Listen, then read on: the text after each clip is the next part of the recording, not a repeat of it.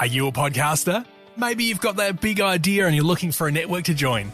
The multi-award-winning Ozcast network can get your content to eyes and ears all over the world. Join now for the first month free, and you could be featuring this sound at the beginning of your podcast. Ozcast. Simply head to ozcastnetwork.com for details.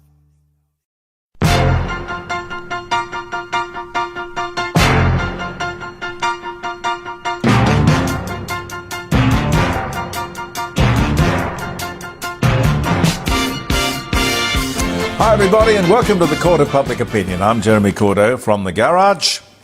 It's a Tuesday. It is, what is it? It's the 23rd of January into the year. I hope so far it's been a good year. A huge jump. This is alarming and I wanted to talk to you about it. I'm not exactly sure what we can do about it, frankly. A huge jump in arranged and forced marriages of children here in Australia. Now these are people who have come to Australia. I would think part of their reason would be escaping oppression and the lawlessness of some parts of the world from which many people came. Anyway, they did bring some baggage with them. As with all migrants, the point is we have benefited amazingly from that which people have brought to this country, but there are some things we don't actually particularly want in this country. Now these people come to Australia, it's not their fault, it's our fault. They weren't told that the Islamic practice of girls as young as 11 being trafficked to old men isn't okay. Somehow it didn't come up in conversation or in regulation. I would suspect the reason for that is, oh, well, such practices are simply cultural. Remember, 70% of migrants failed the basic Australian values test. I think that's because this government is not strong on such values. This government would say, oh, we can't discriminate. Well, of course you can discriminate. Law is about discrimination. You break the law, policeman comes along and he's discriminating against you. You've broken the law. Of course we can discriminate. Yes, we bloody well can. A more than 17% jump in the number of girls trafficked or travelling to the Middle East for the purpose of underage marriage. And the same thing goes for female genital mutilation. It is practiced in Australia, but some of the enthusiasts for that practice would rather it be done in the Middle East or in Africa. Now these young girls are travelling for the purpose of underage marriage. This has been revealed by the government. Which bureaucrat is going to take responsibility for this monstrosity, I wonder? And when is there going to be some sort of campaign? Firstly, people have to, in order to qualify, they have to speak English. And they have to understand the nature of the country they seek to come to. It isn't on this government's radar even. I don't know, have you seen any of this story in the popular media? You probably won't. A treaty commission. You'll see a lot of that. A treaty commission in the Northern Territory put, like our state voice to Parliament, legislative voice, on the back burner while the referendum played out. let's not confuse, inform people. Let's not give them a heads up as to what's going to happen. No way. Anyway, like the SA legislation, the Northern Territory is forging ahead with more of this government-sponsored racism, against which some 60 to 70%, and in the Northern Territory it's closer to 70%, of people are against. The IMF says that Australia could do a lot more to get inflation under control if it stopped its infrastructure spend and kept its migration intake to a manageable level. By management of immigration, I think what they're meaning is that we have to have jobs and we have to have houses for people to live in. Perfectly reasonable. Also a warning that the public service has grown, and I hadn't picked this up on my radar or my readings. The public service has grown to an unsustainable level, from a cost of $94 billion a year to now more than $123 billion a year. I bet you they hope that would go under the radar. Alec Baldwin has been indicted, I see, for the second time for the involuntary manslaughter of the cinematographer on the set of The Western Rust.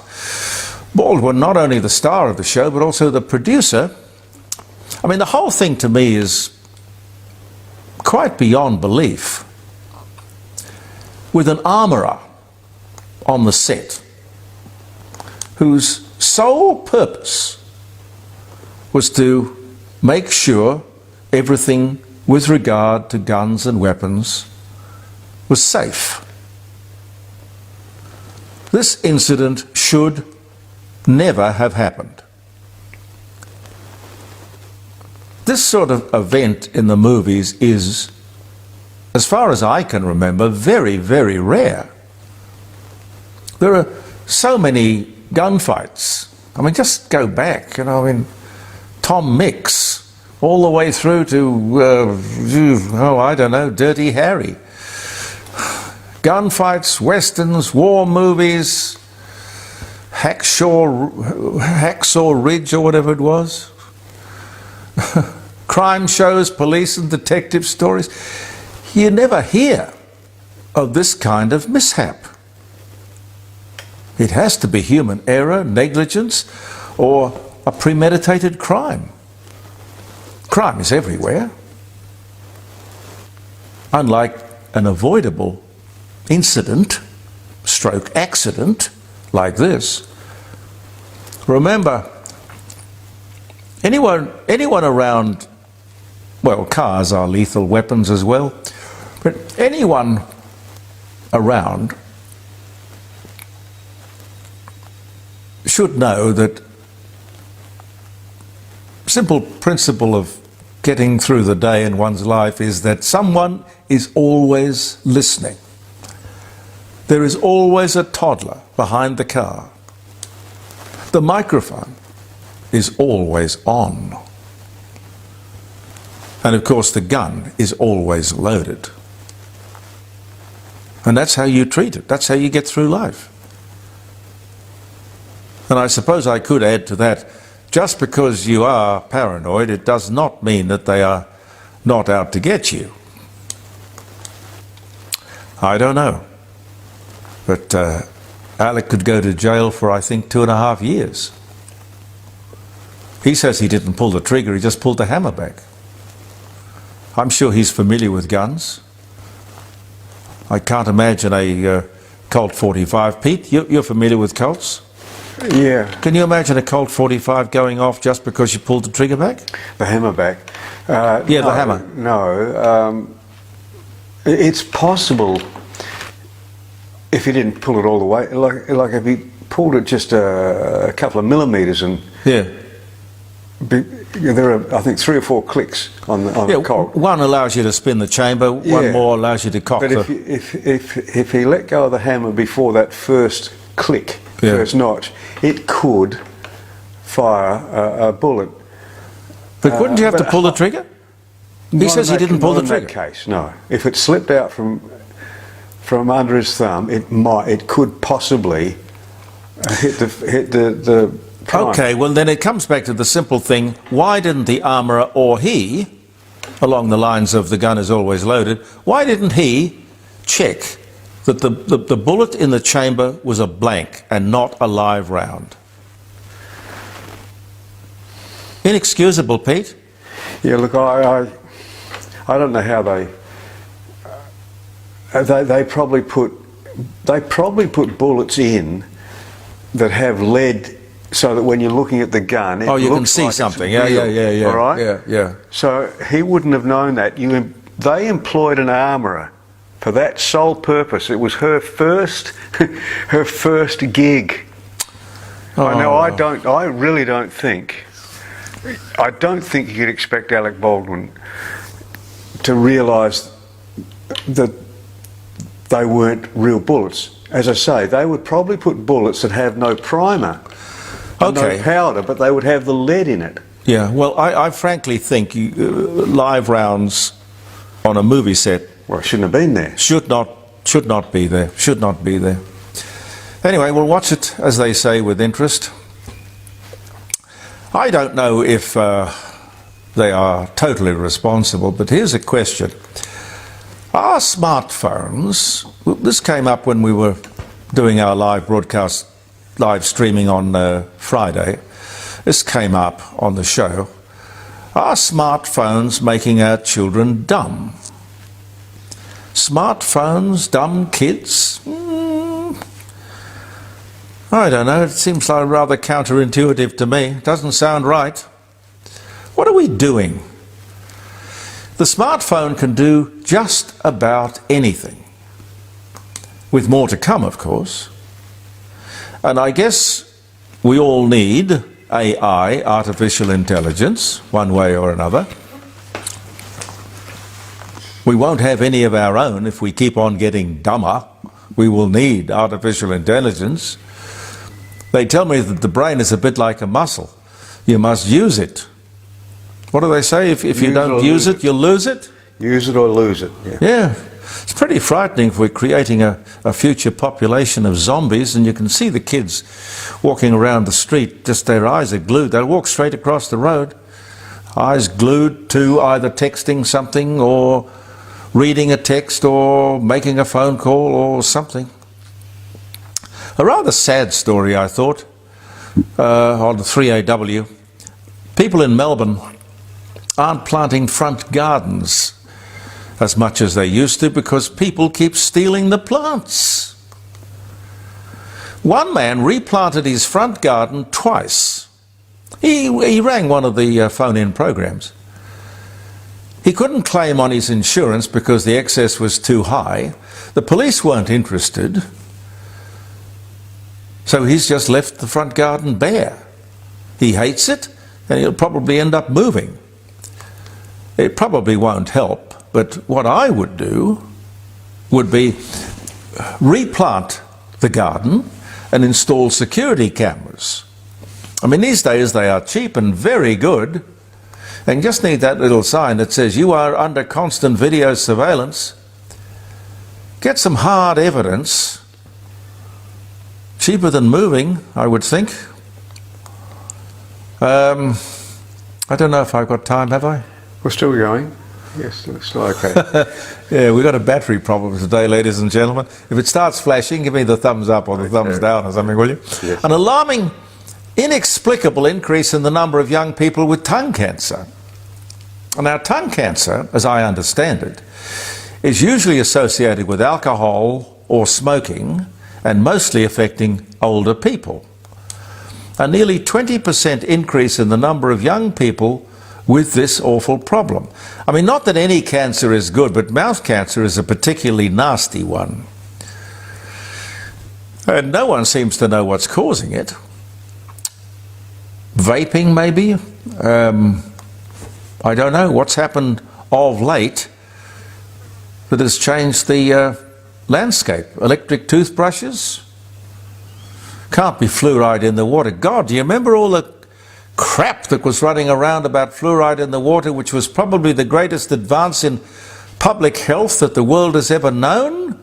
But people said, oh, it'll make your bones brittle, and it'll do this, and it'll do that, it'll take the paint off your house, and oh my God. Anyway, I'm sure it's not fluoride in the water. Tooth whiteners, maybe. Anyway, they are, for what it's worth, on the case. What they'll find, I've got absolutely no idea.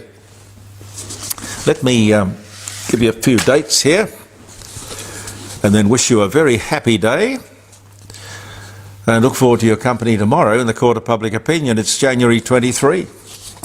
By the way, on Friday, when we're doing our live streaming show, jeremycordo.com, from 9 o'clock, it will be Australia Day. We've got to figure out some interesting things to do on Australia Day. Pete, what'll we do? Fire up the Barbie, I think. Fire up the Barbie. After the show. Yes, sirree. January 23. 2020 on this day, China looks down, or rather I should say locks down the city of Wuhan, and it's 9 million people in a belated but ultimately successful effort to control the city's COVID-19 epidemic. That was this day in 2020. 1973, US President Richard Nixon announces an accord had been reached to end the Vietnam War. Gee, I remember all of those days vividly.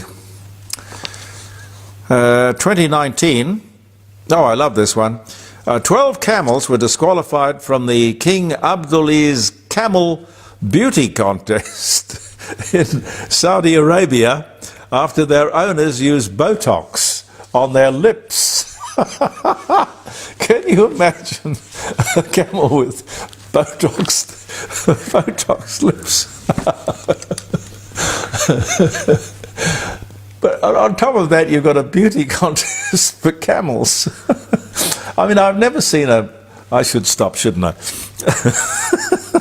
Well, I love camels, but I love camels they're too. Not attractive. They're not beautiful. No. A beauty Okay. Whammo Company produces the first Frisbee. It was originally called the Pluto Platter until 1958. When it was launched in 57, it became the Frisbee after that. Larry King, the American radio and TV host, the Larry King live show on CNN, dies of sepsis and renal failure. Oh dear, he was he was 87. 87. He could have gone another 10 years, I'm sure. American singer-songwriter Neil Diamond abruptly retires from touring after announcing that he had Parkinson's disease. 2018. I love him. He's wonderful. The world's largest oil spill caused by embattled Iraqi forces in Kuwait, 1991. And I'll leave you with one more. Chelsea Sullenberger. We had him on the show. Dear Chelsea Sullenberger, marvellous man, went on to write books. He's retired now. American pilot.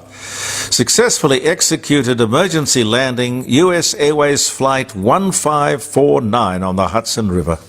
He was born in Denison, Texas on this day in 1951. He's younger than me. Why did you retire? Chelsea?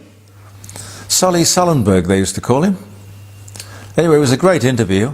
I haven't read his book yet, but it would be a very good book to get and to buy. Thank you very much for being with us, ladies and gentlemen. You'll be happy to know.